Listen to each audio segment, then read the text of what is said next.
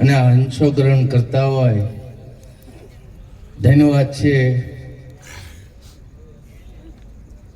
કારણ કે સંતો મહાપુરુષોનો અનુભવ દરેક વાણીની અંદર રજૂ કર્યો હોય, પણ જે સતગુરુના ચરણે ગયા હોય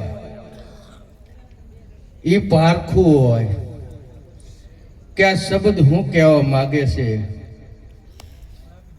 કારણ કે ઘણી વખત ભજનની અંદર જાતા હોય 3 પ્રકારના, અને જે ચોથો ભગત હોય લેવા જતો હોય. કારણ કે તાનિયા માન્યા ધાન્યા કીધા હે.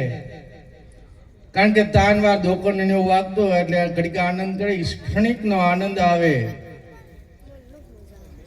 અને સતગુરુના ચરણે જે ગયા હોય શબ્દના પારખું બન્યા હોય. કારણ કે સંતોના મુખના એક એક શબ્દ અમૂલક હોય અને ગ્રહણ કરે. અને સતગુરુ મહારાજે જે કીધું એ વચને પણ હાલે. કારણ કે વાતો કરે તો પતે એવું છે નહીં, પણ કેટલું વર્તમાનમાં આવ્યા છીએ અને કદાચ ન આવ્યા હોય તો આવવું જરૂરી છે. કારણ કે સતગુરુના ચરણે ગયા પછી આપણું જીવન કેવું બન્યું છે.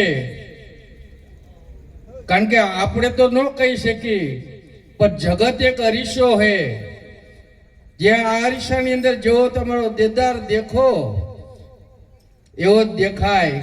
એમ તમારું જો પરિવર્તન બદલાણું હોય તો આ જગત જરૂર અરીસો છે. કારણ કે પરિવર્તન જો સદગુરુના ચરણે જ્યાં પછી જો ન બદલાય તો જ્યાં તો શું અને ન જ્યાં તો શું. કારણ કે સદગુરુના ચરણે જ્યાં હોય એટલે આખું પરિવર્તન વાણી શુદ્ધ બની જાય. કારણ કે સદગુરુના ચરણે ગયા એટલે ગુરુમુખ મળ્યું હોય તો ગુરુમુખે કેવું બોલવું, કેવું સાંભળવું. કારણ કે હંમેશની અંદર આપણે એક નક્કી કરવાનું કે જો બજારે કે ગમે બેઠા હોય તો આપણને જો સંતોની વાતો હોય તો જ આપણને સારી લાગે અને એમાં રસ રહે ને આનંદ આવે. પણ જો જગતની વાતો હોય જ્યારે ખારી લાગે, અહીંયા તમારું મન ના પડતું હોય તો એમ માનવાનું કે ના બરાબર છે. પણ જગતની વાતોમાં જ્યાં સુધી રસ લેશો ત્યાં સુધી આ મેળ પડવાનો છે નહીં. કારણ કે સદગુરુના ચરણે ગયા પછી કેવું બોલવું. હંમેશની અંદર કોઈને આ મોઢામાંથી વિક્ષ ન વપરાય, શુદ્ધ બોલવું તો હંમેશની અંદર મીઠું લાગે. કે કાગડો ને કોયલ એક જ રંગના, એની બોલી થકી ઓળખાય. હંમેશની અંદર કોયલની કેવી બોલી હોય કે મીઠી. એવા સદગુરુના ચરણે ગયા હોય તો સત્ય બોલે. જેમ જેમ તેમ જોવે. કારણ કે જગત તો નામ રૂપ ને ગુણ જોવે.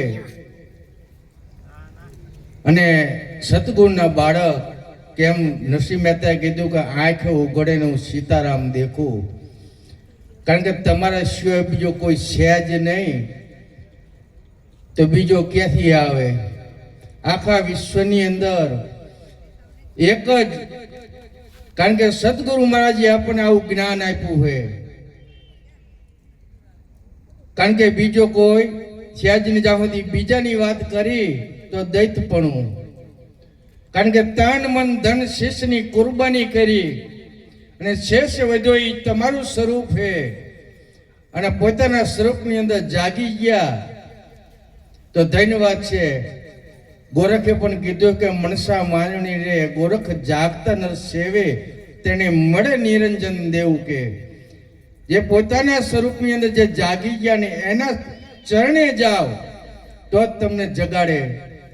આપણે શ્યામાં સૂતા હતા અજ્ઞાન દિશાની અંદર ને જ્ઞાન ભૂમિકાની અંદર આવવાનું છે. બોલો સતગુરુ મહારાજની જય.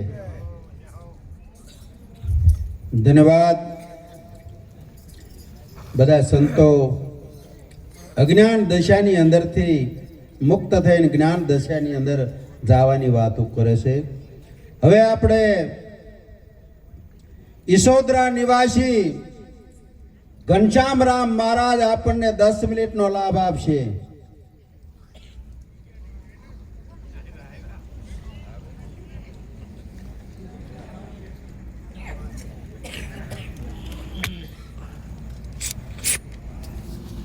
હાલો એ ફોન આપો હો ભગવાન. હાલો